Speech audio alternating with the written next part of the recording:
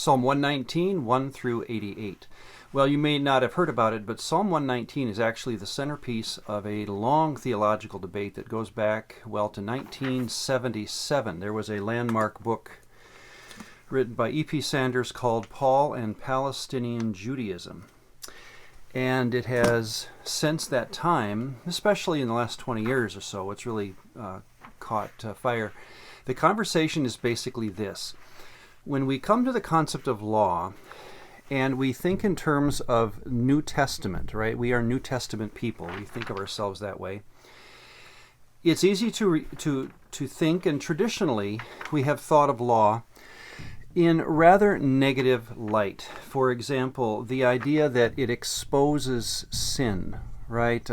Romans 7:7. I would not have known sin but by the law. It, in competition with grace, always loses, right? We are saved by grace, not by law. Romans 6:14, you are not under law, but under grace. Probably the strongest idea of all is the idea that we are under a curse because of the law. In fact, one writer, I'll pull it off my shelf and read it to you. 40 questions about Christians and biblical law. The curse falls on those who sin, even for the smallest sin. Galatians 3:10-13 is the text here. This text emphasizes that one must do, quote, everything written in the law to avoid the curse. Perfect obedience is necessary to escape the curse, but no one obeys flawlessly, so all are guilty before the Lord. So you see the problem that, and this is the traditional view going, well, at least back to the Reformation, 1500s, possibly before that. But the idea is that, let's think of this last one, that God demands perfection. He gave perfection in the Old Testament law.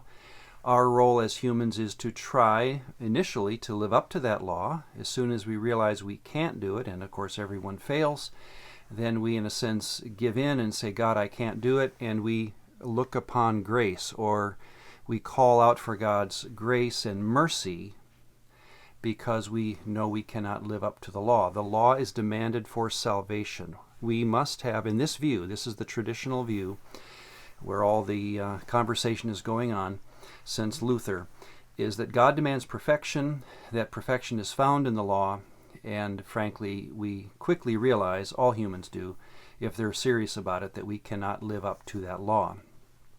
Well, then along comes Psalm 119.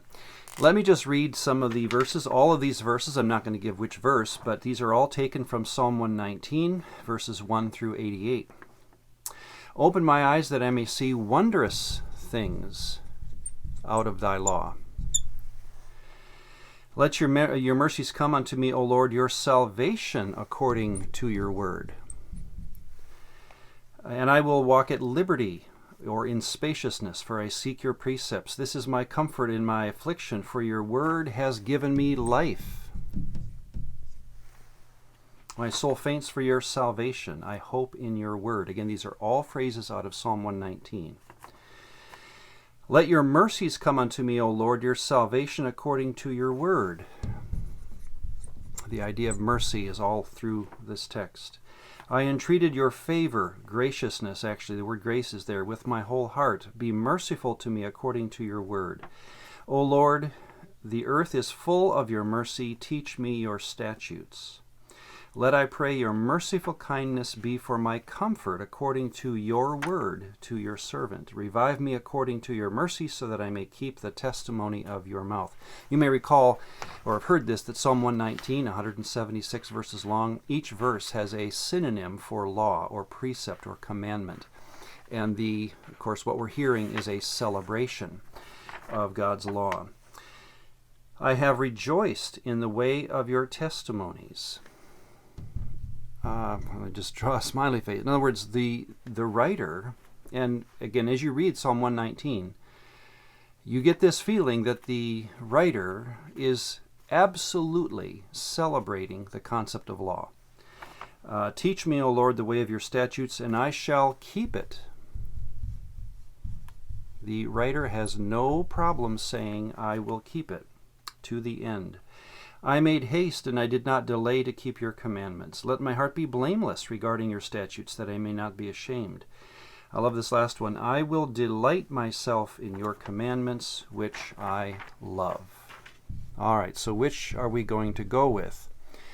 We clearly have a person writing Psalm 119. It was probably for a community celebration in a sense, or maybe it was written by a group of people, doesn't matter.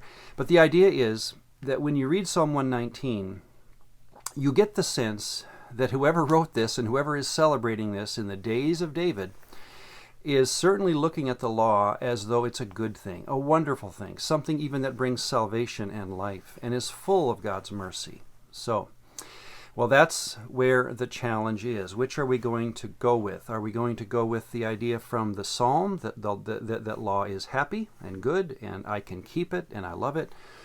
Or what about this other side where the law is a burden?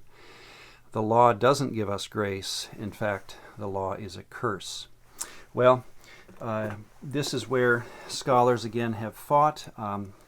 That same writer that I quoted earlier about the curse says this, and the writer that I'm not going to mention his name, he takes the view here, and here we go again. Are we going to read right to left or left to right? He would be someone who would take the right to left view, and that is that we need to look at the New Testament summation of law and read it back into the Old Testament. And when we say that, of course, I hope by now, as we've talked, that's a very dangerous way to go, because what are we going to do with the people here who don't know about this over here? Listen to what this writer says about standing here, how we should understand Psalm 119. Okay, how do we understand this kind of celebratory attitude about the law, knowing what we end up knowing over here? And he tucks it into a footnote because I think he didn't want people to read it. A question arises at this juncture: do the expressions of joy in God's law in Psalm 119 contradict the claim that Israel failed to keep the law? And of course that's over here. Here's his answer. It seems that the most satisfying answer is that these psalms represent the experience of the remnant. Again, tucked into a footnote so most people wouldn't see it. What he's saying is, and this is an established professor at a major seminary, and I'm keeping his identity silent because I don't want to pick on him. This is a standard view that many Christians find themselves in, and at least he said it. What he's saying is, this is not the view of David. This is the view of the remnant. The remnant are people who live far beyond even the date of the Old Testament. So, well, there's the problem. And I want to use Psalm 119 now that you've read it, and we'll read the second half of the psalm coming up. You can't go through this psalm without wondering, or having to choose a side, as it were. Am I going to believe the person standing here about loving the law? Or am I going to, apparently, again, we'll talk about this when we get there, are we going to say that the law brings a curse and that it was not a happy time for Israel? So I'm presenting you with the problem. Let's talk about this a bit more when we finish the second half of the psalm.